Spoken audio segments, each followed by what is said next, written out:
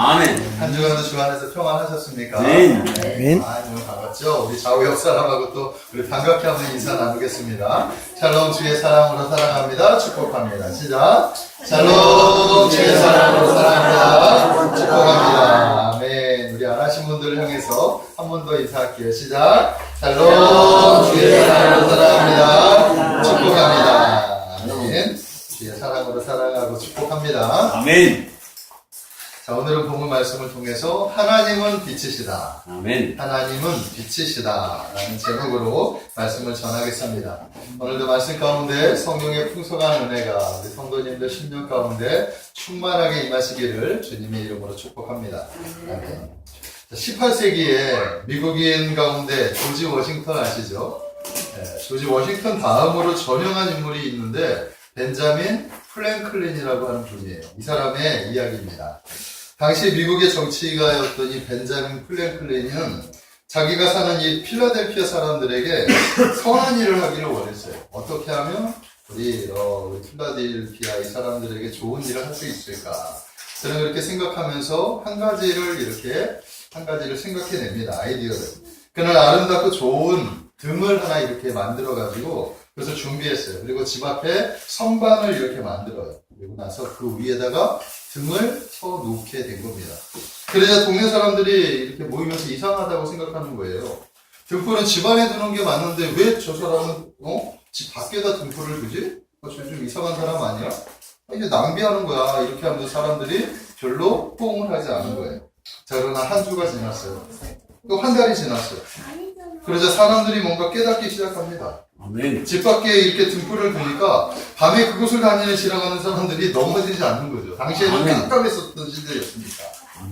그리고 멀리서도 방향을 볼 수 있어가지고 좋게 된 겁니다. 그리고 무엇보다도 밤에 주는 이 공포에서 이 빛 때문에, 이 등불 때문에 조금은 자유할 수 있게 되었다라는 거예요. 그래서 이것을 좋게 생각한 사람들이 하나 둘씩 자신의 집 앞에다가 등불을 이렇게 두기 시작했다라는 거예요.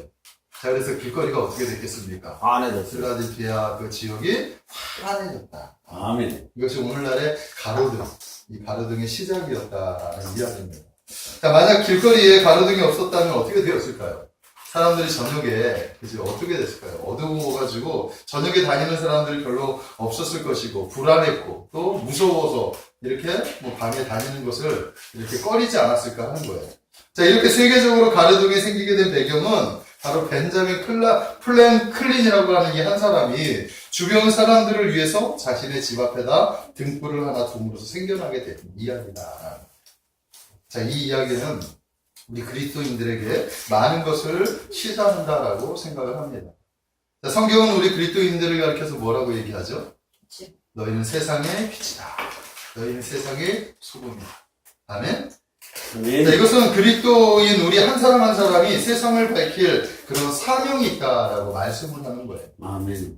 하나님은 빛이시고 그 빛이 우리 안에 거하여서 우리가 살아가는 그 삶의 현장 속에서 우리에게 주신 그 빛을 밝힐 사명이 있다. 그래서 너희는 세상의 빛이다. 너희는 세상의 소금이다. 라고 말씀을 하고 있다라는 거예요. 아멘. 네? 그것은 바로 벤자민 프랭클린이 사람들을 위해서 밖에 등불을 놓아준 것과 같은 이치다라고 저는 생각을 하게 되었다라는 거예요. 자, 우리가 세상을 향해서 우리 안에 있는 이 생명의 빛을 조금만이라도 이렇게 밝힐 수가 있다. 세상은 좀 더 아름다워지지 않겠습니까? 아멘. 세상이 좀 더 살기 좋지 않겠느냐 하고 저는 이 말씀을 통해서 한번 잠깐 생각해 보았습니다. 자, 오늘의 말씀의 주제가 뭐냐 하면 하나님은 빛이시다. 아멘? 하나님은 빛이시다라는 거예요. 자, 사도 요한은 요한서신을 통해서 예수 그리스도를 우리에게 소개하는데 그분을 가리켜서 뭐라고 얘기하느냐? 그분은 태초부터 계셨던 생명의 말씀이었다. 아멘?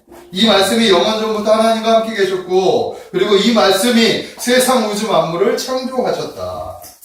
자, 그런데 놀랍게도 이 말씀이 세상에 나타나셨다라는 거예요. 하나님께 함께 하셨던 말씀, 영원전부터 생명을 거하시는 그 말씀이 세상 우주 만물을 창조하신 그 능력의 말씀이 우리에게 나타나셨다. 그런데 나타나신 이유가 뭐냐? 죄인된 우리와 사귀기 위해서. 요한사도는 우리에게 그것을 가르치고 있다라는 거예요. 우리 안에 있는 죄를 다 용서해 주시고 자신의 생명 우리에게 나누어 주심으로 하나님 아버지와 아들 예수 그리스도와 성령 하나님과 더불어 영적으로 교제를 나누게 하기 위해서 우리에게 나타나 주셨다라는 아멘. 그리고 성령으로 다시 태어난 사람들, 그저 하나님의 거룩한 자녀들, 바로 그리스도인들, 참다운 주의 자녀들과 더불어 영적으로 교제하고 육적으로 교제를 나누며 살아갈 수 있고, 그래서 그 영적인 공동체를 이루어서 하나님의 나라, 그 나라를 이루어 나가라고. 네? 그래서 예수 그리스도께서 이 땅에 오셨다라고 말씀을 하고 있습니다. 아멘. 자, 이것이 요한 사도가 사귐이라고 하는 단어에 내포되어 있는 복음의 메시지예요. 네? 이 사귐이 온전히 이루어질 때 우리는 성령 안에서 충만한 기쁨을 누리며 살아갈 수 있게 될 것이다. 아멘? 이 사실을 믿으시기 바랍니다. 아멘. 자, 그런데 사도 요한은 이처럼 충만한 기쁨을 누리는 이 사귐을 갖기 위해서 먼저 우리가 아는 것이 중요한데 누구를 아느냐? 하나님은 누구신가? 아멘? 하나님은 어떤 분이신가? 이것을 아는 것이 매우 중요하다라고 이야기를 하면서 그 하나님을 소개하는데 뭐라고 소개하느냐? 하나님은 빛이시다. 우리 하나님은 빛이십니다. 아멘? 아멘. 요한 사도의 눈에 보이는 하나님은 빛이시다. 아멘. 그래서 오늘 저는 이 주제를 가지고 본문 안에서 과연 요한 사도가 우리에게 무엇을 가르치고 있는가? 네? 몇 가지만 한번 은혜를 나누기를 원합니다. 첫 번째 말씀하는 것은 바로 이거예요. 첫 번째, 하나님은 빛이십니다. 우리가 분명하게 알아야 할 것은 하나님은 빛이시다라는 사실을 우리가 분명하게 알기를 원합니다. 5절의 말씀을 한번 우리 눈으로 보십시오. 5절의 말씀에 보면 우리가 그에게서 듣고 너희에게 전하는 소식은 이것이니 곧 하나님은 빛이시라. 그에게는 어둠이 조금도 없으시다라는 것이다. 아멘? 사도 요한이 우리에게 전하는 이 말씀은 요한의 생각이 아니에요. 요한이 그냥 이렇게 생각해서 하나님은 빛으로 존재하시겠구나 이렇게 생각해서 전한 것이 아니라 그가 누구에게 이 얘기를 들었느냐 하면 바로 예수 그리스도. 그분이 바로 빛이시다라고 말씀하셨어요. 그러니까 예수 그리스도 그분이 자신을 가리켜서 말씀하신 이 말씀을 듣고 그분에 대해서 아는 제자들이 바로 하나님은 누구시냐라고 했을 때 바로 하나님은 빛이시다라고 말씀을 하는 겁니다. 아멘? 자, 그렇다면 하나님이 빛이시다라는 말씀은 어떤 말씀이냐라는 것입니다. 자, 이것은 하나님의 인격을 가리키는 말씀입니다. 자, 하나님의 인격은 곧 자기 자신을 얘기하죠. 하나님의 자신, 그 자신의 그 모든 것을 이야기하는 거예요. 우리가 하나님을 이해할 때 두 가지를 알아야 되는데 첫째는 하나님의 속성을 알아야 되고 둘째는 하나님의 인격을 알아야 됩니다. 자, 하나님의 속성은 어떤 것들이 있느냐 하면 이런 것들이 있죠. 우리가 잘 아는 이야기예요. 하나님은 어떤 분이시다? 스스로 계신 분이다. 성경에 말씀하기에 나는 스스로 있는 하나님이시다. 자존자죠, 자존자. 아멘? 하나님은 전지전, 우리가 잘 아는 하나님은 전지하시고 전능하신 분이시다. 아멘. 모든 것을 아시고 모든 것을 하실 수 있는 분이 하나님이시죠. 아멘? 하나님은 창조하신 분, 이건 하나님의 능력이죠. 또 하나님은 무소부재하신 분이다. 하나님의 존재가 이 세상 우주 만물의 모든 곳에 임했다라는 거예요. 하나님의 섭리가 이 세상 우주 만물의 모든 곳에 임했다라는 거예요. 없는 곳이 없다. 하나님은 영원 전부터 영원까지 계신 분, 바로 영원하신 분이시다. 아멘. 하나님은 편재하신 분이시다. 아멘. 하나님 모든 곳에 거하시고 계시다. 뭐 이것이 하나님의 속성이라고 한다면 하나님의 인격은 어떤 것이냐? 성경에 뭐라고 얘기해요? 하나님은 사랑이시다. 아멘? 아멘. 하나님은 사랑, 그 속성을 가진 하나님께서 사랑이 넘치신 하나님. 사랑이 넘치는 게 아니라 하나님 자체가 사랑이시다라고 이야기를 하는 거예요. 아멘. 또 그 하나님은 영이시다. 하나님은 영으로 존재하신다. 그리고 오늘 뭐라고 얘기하시죠? 하나님은 빛이시다. 하나님의 인격은 세 가지로 설명하고 있는데 하나님은 영이시다. 하나님은 사랑이시다. 그리고 하나님은 빛이시다라는 거예요. 그러므로 오늘 하나님은 빛이시다라고 하는 이 말씀은 결국 하나님의 인격은 빛으로 대변한다라는 것을 우리가 알 수 있다라는 것입니다. 아멘? 자, 구약에 보면 모세가 그 빛을 경험했어요. 네? 이 땅에 살아오고 오는 모든 인생 가운데 하나님의 빛을 경험한 사람은 아무도 없어요. 그러나 단 한 명이 있는데 모세의 모습.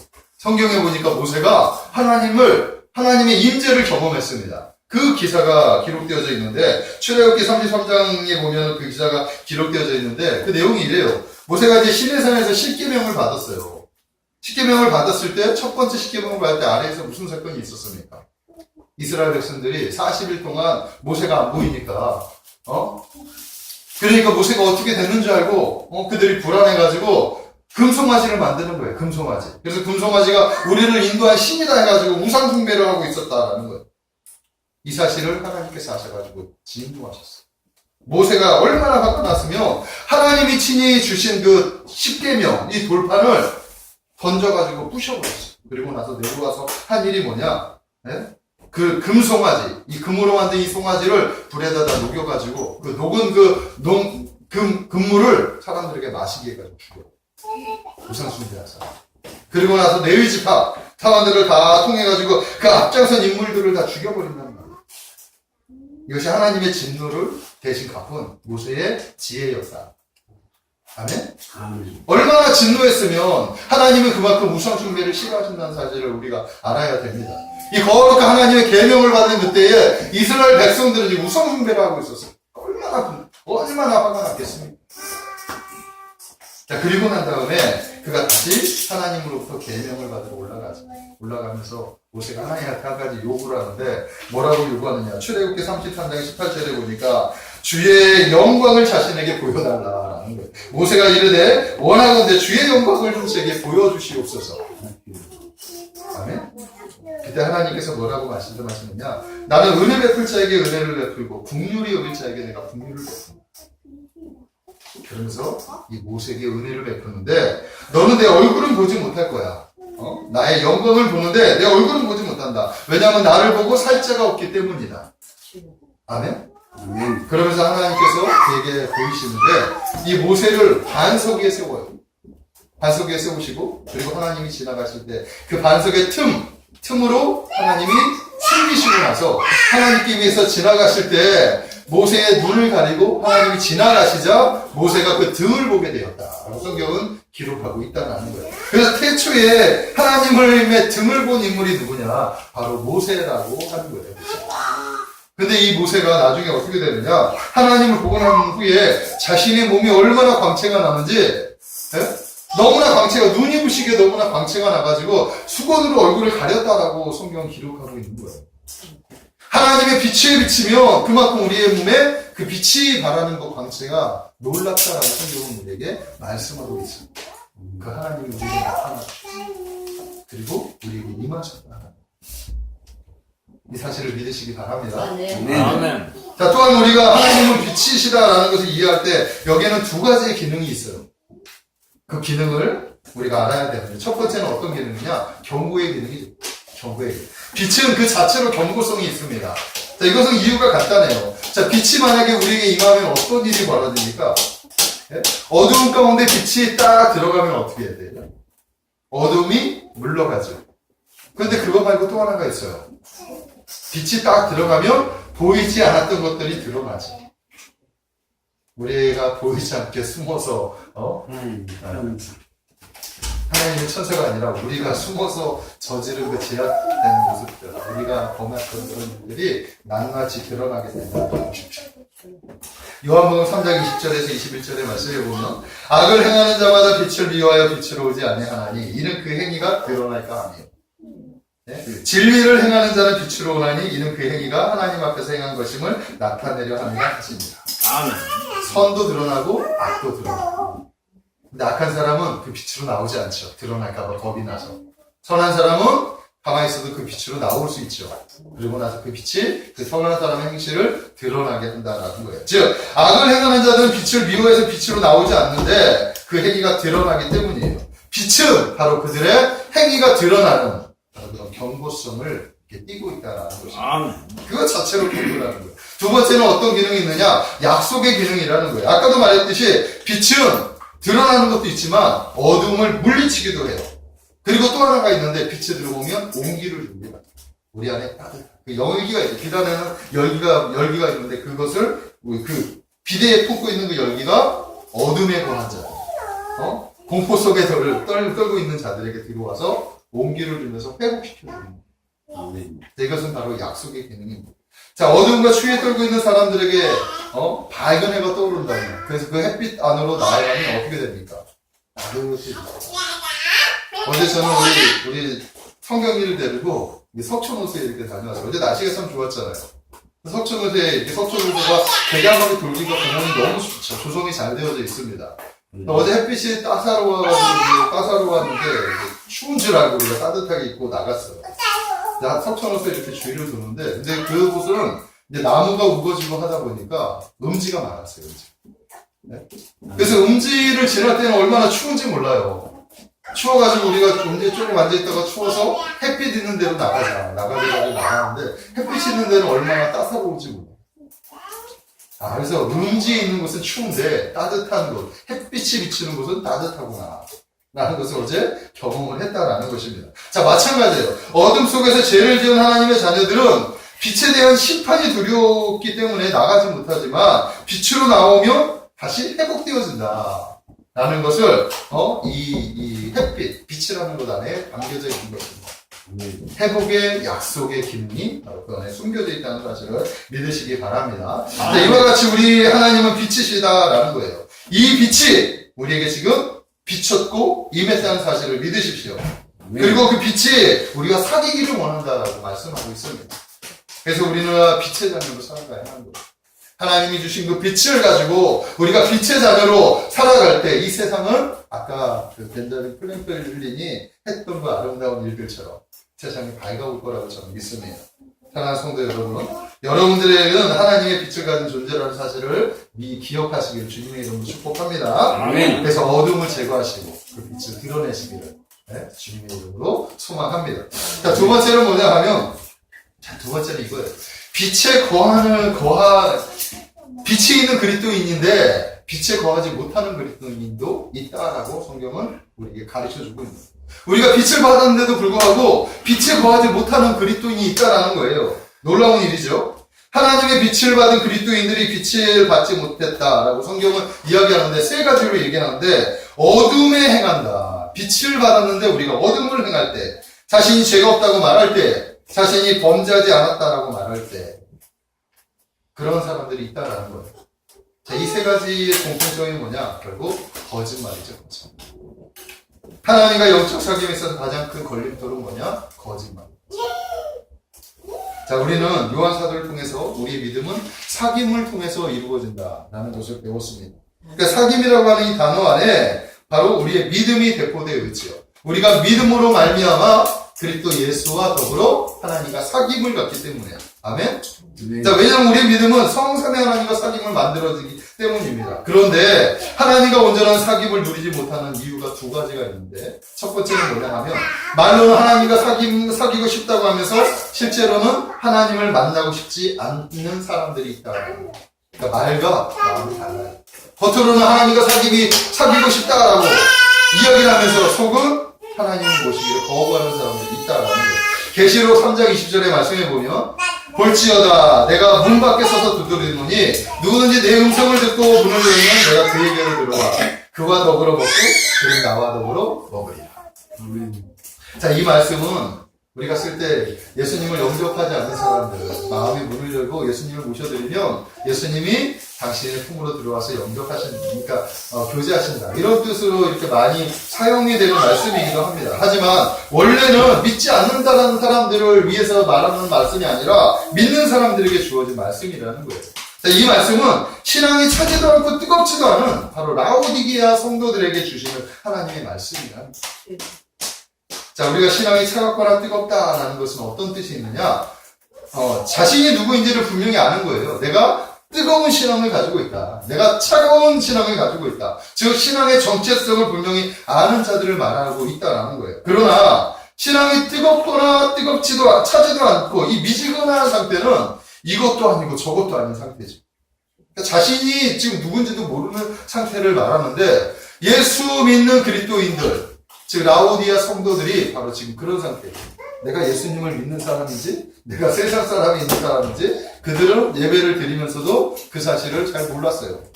예? 자, 계시록에서 말씀하는 이 먹는다라고 하는 것은 예수님께서 우리의 마음에 들어와서 서로 떡을 떼고 같이 먹는다. 식탁 교제를 한다. 이건 교제를 한다는 의미입니다. 자, 주님은 성도들과 함께 떡을 떼기를 원하셨다라는 거예요. 함께 교제하기를 원하시는 거예요. 그러나 우리 성도들이 주님을 모셔드리기를 원하죠. 주님은 매일 내가 너에게 들어가 너를 만나고 너하고 교제하기를 원하신다. 그러나 성도는 말로는 교제하기를 원한다고 하면서 이 마음은 닫혀 있는 거죠. 네? 특히 라오디게의 성도들은 주님이 녹화하는 그 녹후의 문을 열지 않았어요. 왜 그러냐면 주님을 만나고 싶지 않았기 때문에. 그들은 세상 속에서 자신들이 살아가는 일상 속에서 자신들이 그 제약상이 낱낱이 드러날까봐 두려웠어요. 그러니까 예수님이 맨날 녹화하는데 사귀고 싶다고 하면서 마음은 닫혀 있는 그런 모습을 가지고 있다. 자, 우리도 마찬가지 아닙니까? 하나님이 나타나지 않을까봐 얼마나 두려워하고 있느냐 하는 것입니다. 하나님은 빛이심으로 그 빛이 우리 자신에게 이렇게 비춰졌을 때 우리의 속이 이렇게 낱낱이 드러날까봐 우리가 얼마나 불안해하고 있느냐 하는 거예요. 그래서 우리 인생들은 본능적으로 어떠냐, 주님을 인격적으로 만나고 싶기보다는 성경이라고 하는 책 속에 갇혀진 그런 주님을 만나기로 원합니다. 왜냐하면 그게 편하기 때문에. 성경 안에 이론적인 하나님을 만나지, 이론적인 예수님을 만나지만 예수님을 인격적으로 만나지. 우리의 모습이라는 거예요. 아멘. 그러나 우리는 주님을 인격적으로 만나야 돼요. 아멘. 그래야 거듭날 수 있습니다. 아멘. 거듭나야 우리가 빛의 자녀로 살아갈 수 있다는 사실을 믿으시기 바랍니다. 아멘. 아멘. 그래야 그 빛을 누릴 수가 있는 거예요. 두 번째는 뭐냐 하면 하나님과 사귐이 있다고 말하지만 실제로는 그렇지 않는 것이 있다라는 거예요. 그것은 바로 거짓말하는 것이죠. 오늘 본문은 바로 이 두 번째 이유, 이 거짓말에 대해서 집중적으로 이야기를 하고 있습니다. 그만큼 거짓말은 하나님을 온전하게 사귀지 못하는 그런 가장 큰 걸림돌이 된다는 사실을 믿으시기 바랍니다. 우리가 신앙생활 하면서 가장 중요한 게 뭐냐? 진실한 마음으로, 정직한 마음으로. 아멘? 주님께 나아가는 것이 매우 중요해요. 우리가 있는 그대로의 모습을 가지고 주님께 나아가야 돼요. 그럴 때 하나님은 우리를 기뻐하신다라는 것입니다. 오늘 본문에서 하나님과 사귐을 가로막는 세 가지의 거짓말에 대해서 이야기를 하는데 첫 번째 거짓말은 뭐냐? 자기 위선에 대해서 얘기하고 있어요. 6절에 보니까 만일 우리가 하나님과 사귐이 있다 하고 어둠에 행하면 거짓말을 하고 진리를 행하지 아니합니다. 이렇게 얘기해요. 성도가 하나님과 사귄다고 하면서 여전히 어둠 속에 행한다고 한다면 그러면 그것은 거짓말이죠. 그게 무슨 얘기냐 하면 우리가 주님을 만나고 주님 안에서 우리가 믿음의 삶을 산다고 하면서도 여전히 세상 속에서 세상의 문화 속에 젖어서 살아가고 여전히 그것들을 내려놓지 못하는 겁니다. 네? 그건 거짓말이에요. 그것이 바로 어둠의 행한 그런 얘기. 그것은 결국 자기 위선이 되는 거예요. 자기의 고백과 행함이 다른 거지. 아멘? 자, 그런 의미에서 보면 우리 모두는 거짓말쟁이 아닐까요? 그런 의미에서 보면 정도의 차이는 있죠. 정도의 차이는 있을 거예요, 분명히. 상대적으로 어떤 사람은 크고 어떤 사람은 적을 수 있지만 우리 모두는 전부 다 거짓말쟁이자 위선이라는 거예요. 우리가 입술로는 왕이신 하나님을 모신다고 하면서 우리 안에 우리 자신이 왕자가 된 자리가 얼마나 많은지 우리가 한번 들여다봐야 됩니다. 아멘? 아멘. 두 번째 거짓말은 뭐냐 하면 자기 기만입니다. 스스로 죄가 없다고 말하는 것. 이게 바로 자기 기만이에요. 8절에 보니까 만일 우리가 죄가 없다고 말하면 스스로 속이고 또 진리가 우리 속에 있지 아니할 것이다. 자, 여기서 죄가 없다고 하는 것은 시제가 뭐냐 하면 현재형이에요. 현재형. 그러니까 이 현재에 나는 죄가 없다라는 것이죠. 자신의 죄가 존재하지 않는다라고 인식하는 것은 결국 본성이 타락하지 않았다라는 것을 말하는 거예요. 어느 심리학자가 이렇게 얘기합니다. 우리가 저지른 죄의 잘못은 죄가 아니라 실수나 인간의 발달에 따르는 어떤 고통일 뿐이다.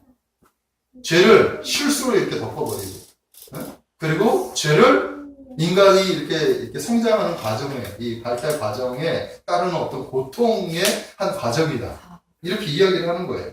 초대교회에서는 펠라기우스라고 하는 사람이 원죄를 부인했습니다.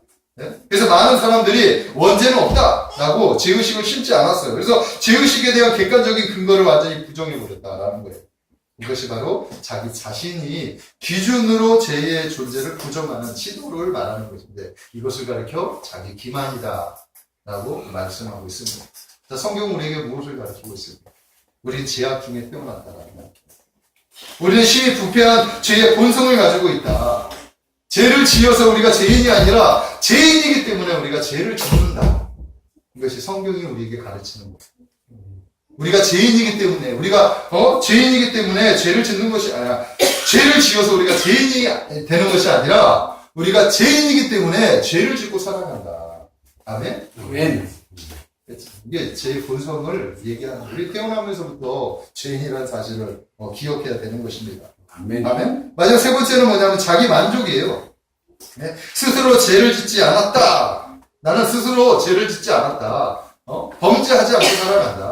이게 바로 자기 만족이죠. 10절에 보니까 만일 우리가 범죄하지 아니하였다면 하나님을 거짓말하는 이로 만드는 것이니 또한 그의 말씀이 우리 속에 있지 아니하다. 우리가 죄를 짓지 않았다라고 하는 것은 하나님은 뭐라고 성경에 얘기해요? 너희는 죄인이다. 근데 우리는 죄를 짓지 않았다. 그러면 누구를 거짓말하는 자로 만드는 거예요? 하나님을 거짓말하는 자로 만드는 거죠. 네? 이게 바로 거짓말이에요. 거짓말. 6절, 8절, 10절은 비슷한 단어로 이야기를 하지만 네? 다르게 설명하고 있다는 것을 우리가 알아야 됩니다. 사도 요한은 시제를 통해서 이렇게 얘기를 하고 있어요. 죄가 없다는 표현은 부정 과거형입니다. 그러니까 과거에서부터 지금까지 죄를 지은 일이 한 번도 없다라고 주장하는 것입니다. 이러한 주장은 이러한 주장이 가능한 것은 당시 사람들이 어떤 영향을 받았느냐에 따라 그것이 가능한데 어떤 영향을 받으냐면 헬라주의의 영주주의 이원론을 그래서 받은 거예요. 그러니까 이것은 뭐냐면 육체를 떠나 영적인 세계로 들어가는 것이 바로 구원이다. 이것이 이원론을 하죠. 어떤 영적 지식을 얻으면 어떤 깨달음을 얻는데 이 깨달음이 바로 우리를 구원시켜준다. 예수 그리스도의 보혈의 피로 구원을 받는 것이 아니라 우리의 지식으로 뭔가를 깨닫게 되면, 영적인 지식을 깨달으면 그 순간 우리는 구원을 받는다.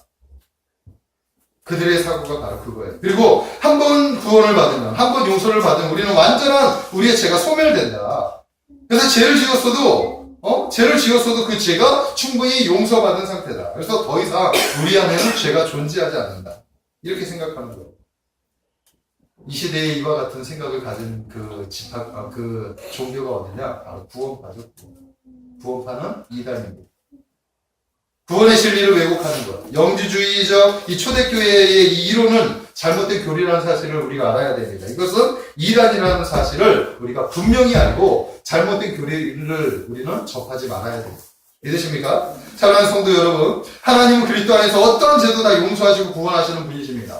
그러나 구원받기 가장 어려운 사람은 거짓된 마음을 가진 사람이라는 거예요. 아멘. 자신은 구원받았는데 그것을 받은 척하는 사람들이 있어요. 옛말에 이런 말이 있습니다. 자는 척하는 아이는 깨울 수가 없다라는 말이 있어요. 자는 아이는 깨울 수가 있는데 자는 척하는 아이는 깨울 수가 없다라는 것이죠. 마찬가지, 우리가 구원을 받았다라고 이야기를 하는 사람은 그 사람의 영을 깨워서 진정한 구원의 자리로 인도할 수 있지만 그것을 구원을 받은 척하는 사람, 예수님을 그리스도로 모시지도 않았으면서 모신 척하는 사람들은 예수님을 그 마음판에 들여올 수가 없는 거죠. 그래서 그들에게는 구원을 받을 수가 없는 거예요. 하나님 우리에게 가장 요구하는 게 뭐냐? 바로 정직을 요구하는 사실을 믿으십시오. 오늘 이 세 가지, 자기 위선, 자기 기만, 그리고 자기 만족, 이것들은 전부 다 거짓말이에요. 거짓말. 성경은 거짓말을 가장 싫어한다라고 성경은 우리에게 이야기한다는 사실을 믿으시기 바랍니다. 그래서 빛을 받은 우리 하나님의 자녀들은 우리 안에 있는 거짓말을 거짓을 다 버리고 우리가 정직하게 주님 앞에 서야 될 줄로 믿습니다. 자, 마지막 세 번째는 뭐냐면 빛 대신 하나님 앞에 서야 우리가 그리스도와의 사귐이 회복될 수 있다. 아멘. 이 사실을 설명하고 있습니다. 자, 성도가 계속해서 빛을 거할 수 있는 비결이 무엇일까요? 그것은 바로 고백이에요. 죄의 고백.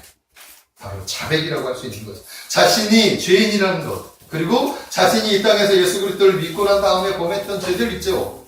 그 구구절절 그 죄들 다 그것들을 하나님 앞에 가지고 나오는 거예요. 끄집어내는 거예요. 그럴 때 우리의 속사람이 깨끗해져요. 우리가 거룩해질 수 있어요. 그럴 때 우리가 하나님 앞에서 이렇게 당당하게 설 수 있다는 것입니다. 자, 우리가 인간관계에서 교제할 때 어떻게 되냐? 만약 우리가 교제할 때 껄끄러움이 없으면 우리의 교제가 아주 매끄러워요. 자, 그런데 어느 순간 우리의 교제가 단절이 되는 게 뭐냐면 그 사람한테 내가 뭔가를 잘못한 것이 있는데 그 잘못한 것을 숨기고 있어요. 그러면 괜히 죄책감이 부담스럽잖아요. 그러니까 어느 순간부터 껄끄러워지기 시작하더니 거리감이 생기게 되는 거예요. 이 관계 단절을 이루게 된단 말이에요. 하나님과 우리와의 관계도 마찬가지입니다. 우리가 하나님 앞에 부끄러움이 없으면 그러면 하나님께 당당히 나아갈 수 있는데 우리 자신이 자꾸만 하나님 앞에 부끄러움을 가지게 되면 어떻게 됩니까? 하나님 앞에 나아갈 수가 없는 거예요. 태초에 아담이 그랬죠. 하나님 앞에 부끄러움이 없을 때는 아담아 부를 때 하나님의 음성을 듣고 어떻게 합니까? 주여 제가 여기 있습니다. 이렇게 나아갈 수 있었단 말이에요. 자, 그러나 죄를 짓고 난 다음에 선악과를 따먹은 하나님이 아담을 부를 때 아담아 부를 때 그가 하나님의 낯을 피했다라고 성경은 말씀하고 이게 죄죠. 죄는 바로 이렇게 관계심을 멀리하게 된다라는 거예요. 그러나 다시 빛에 거할 수 있는 방법이 뭐냐? 고백이라고 성경은 가르쳐주고 있습니다. 오늘 말씀 9절 말씀 한번 보겠습니다. 우리 다 같이 눈으로 보십시오. 시작. 만일 우리가 우리 죄를 고백하면 그는 미쁘시고 의로우사 우리 죄를 사하시며 우리를 모든 불의에서 깨끗하게 하실 것이다. 놀라운 이야기입니다. 우리가 죄를 고백하면 우리가 다시 하나님 앞에 설 수 있다라고 성경은 기록하고 있습니다. 하나님께서 우리의 죄를 고백하는 그 순간 우리가 언제 그랬냐는 듯이 그 죄를 다 용서해 주신다라고 성경은 말씀하고 있습니다. 또한 7절의 말씀해 보니까 이렇게 얘기하고 있어요. 그가 빛 가운데 계신 것 같이 우리도 빛 가운데 행하면 우리가 서로 사귐이 있고 그 아들 예수의 피가 우리를 모든 죄에서 깨끗하게 하실 것이다. 주님의 십자가의 보혈이 우리를 깨끗하게 하실 것이다. 이것이 고백으로 이루어지는 행위라는 거예요. 아멘? 우리가 하나님 앞에 부끄러운 모습들이 있다면 가지고 나아가십시오. 고백하십시오. 네? 그러면 하나님께서 씻어주신다고 성경은 말씀하고 있습니다. C.S. 루이스는 순전한 기독교라고 하는 책에 이렇게 말씀하고 있어요. 사람은 선해지면 선해질수록 자기 안에 있는 남아있는 악을 더 분명히 깨닫을 수 있다. 반면에 악해지면 악해질수록 자신의 악을 깨닫지 못한다. 어느 정도 악한 인간은 자기가 그리 좋은 사람은 못 된다고 하는 것을 안다. 그러나 철저하게 악한 사람은 자기가 옳다고 생각한다. 이거 무슨 얘기예요? 사람이 선해지면 선해질수록 자기 안에 있는 악이 더욱더 드러나게 된다. 우리가 공부를 하다 보면 책을 이렇게 공부하다 보면 책을 한 권 읽는 사람은 이게 그 책 한 권이 세상의 모든 진리인 줄 알고 자신은 그 책 한 권 때문에 자신이 정말 대단한 지혜인자인 줄 알아요. 하지만 벼가 익으면 고개를 숙이듯이 사람이 공부하면 공부할수록 공부하는 세계가 정말 무궁무진하구나. 내가 알면 할수록 내가 모르는 것이 너무나 많았구나라는 것을 깨닫게 되는 거예요. 마찬가지예요. 우리 안에 선한 것이 들어오면 이 선이 점점 선해지면 우리가 얼마나 더럽고 얼마나 추악하고 얼마나 못된 인간이었다는 것을 깨닫게 됩니다. 하지만 우리가 악한 사람이면 그 악이 우리의 선을 가린다는 거죠.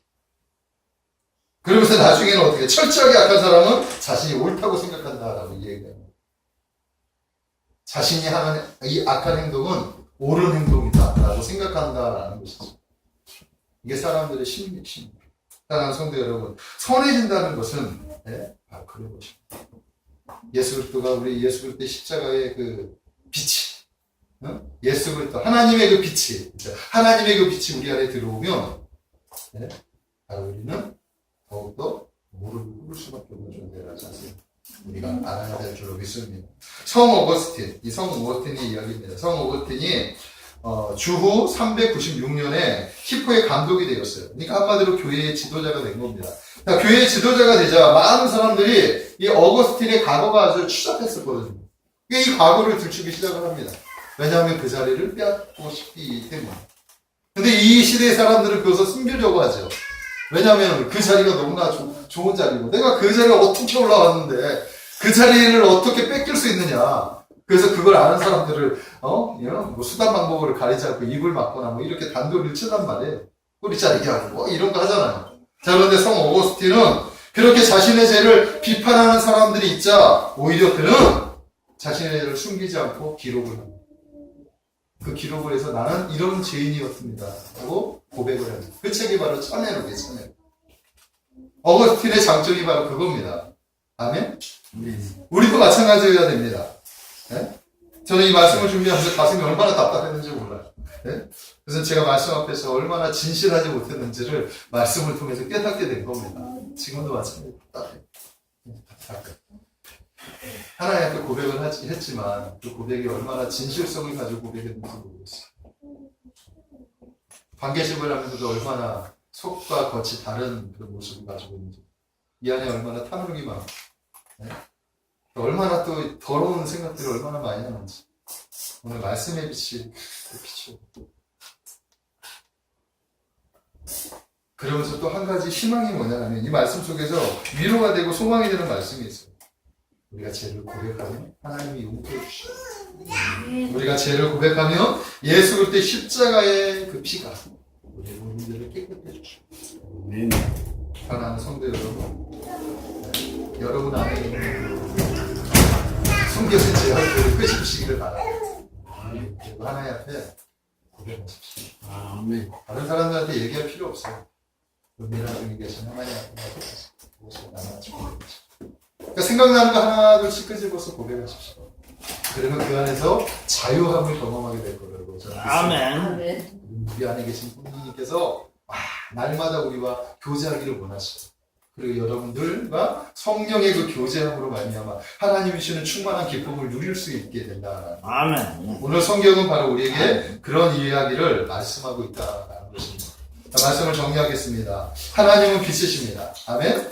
아멘. 그것은 바로 하나님의 인격이시다라는 거예요. 우리는 그 빛으로 나아가야 돼요. 인격적인 주님을 만나야 하는 것입니다. 아멘. 사랑의 하나님도 만나야 되지만, 영이신 하나님도 만나야 되지만, 빛 대신 하나님, 우리의 모습을 낱낱이 드러내시는 그 하나님, 그래서 우리를 거룩하게 하시고 우리를 깨끗하게 하실 그 하나님 앞에 우리가 서야 하는 거예요. 아멘. 만약 우리가 여전히 어둠에 거하거나 죄가 없다고 말하거나 범죄하지 않았다고 말한다면 그것은 자신이 스스로 죄인이라는 것을 입증하는 것입니다. 왜냐하면 하나님은 거짓말을 싫어하시기 때문에. 그러나 이 거짓을 버린 자들, 즉 하나님 앞에 가지고 나와서 그것을 고백하는 자들에게는 자유를 주시겠다라고 말씀을 하고 있습니다.